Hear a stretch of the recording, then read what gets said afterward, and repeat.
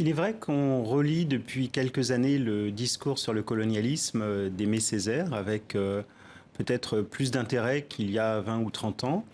On l'a bien entendu dans cet extrait, cette manière de penser les relations avec le monde que l'Europe entretient depuis que les Européens sont sortis du continent pour coloniser le monde à partir du XVe siècle, mais ils l'ont fait bien entendu non pas pour explorer, pour découvrir et saluer le reste du monde, mais pour dominer, pour conquérir. Et donc, on a entendu cet extrait où on voit bien que la question de la colonisation, elle est indissociable de la question de la domination et de la mise en place de vastes systèmes d'exploitation. Et c'est donc cette relation entre le continent européen et le reste du monde qui s'est construite de façon extrêmement déséquilibrée et injuste. C'est cela qu'aujourd'hui, depuis plusieurs décennies, bien entendu, au moins depuis un demi-siècle, nous soldons d'une certaine façon. Et il faut bien reconnaître que le legs de ces siècles de domination sur le reste du monde n'est pas entièrement épuisé. La question post-coloniale, comme on dit, se pose avec beaucoup d'acuité aujourd'hui.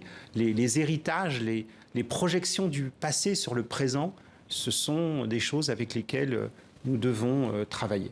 Et qu'est-ce qu'il représente pour vous, Aimé Césaire? Mais Césaire, c'est une référence très importante, personnelle pour moi. La lecture d'Aimé Césaire, quand j'étais étudiant, a été certainement un tournant.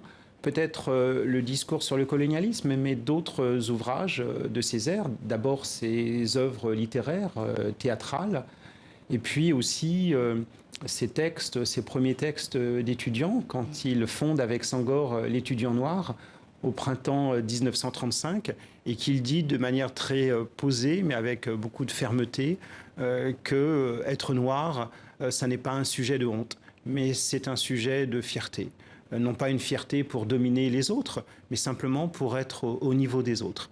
Et donc Césaire, il invente la négritude avec Senghor et Damas. Et pour moi, c'est quelque chose qui a été absolument essentiel dans ma construction personnelle et dans la manière dont j'interagis avec le reste du monde.